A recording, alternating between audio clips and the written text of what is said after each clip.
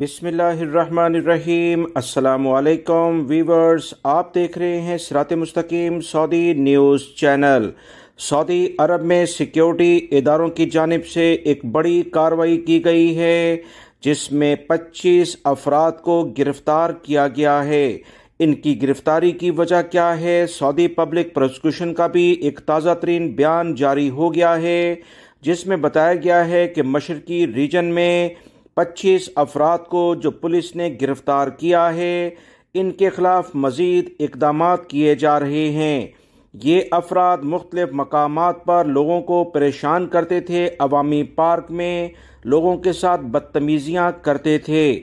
سعودی عرب کے سیکیورٹی اداروں کو جب ان افراد کی حرکات کے بارے میں اطلاع دی گئی تو پولیس نے فوری طور پر چھاپہ مار کارروائی کی اور ان افراد کو گرفتار کرنے کی کوشش کی۔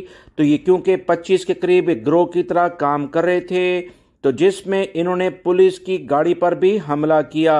ان ملزمان میں سعودی شہری اور غیر ملکی جو کہ 3 کے قریب ہیں وہ بھی گرفتار ہوئے ہیں۔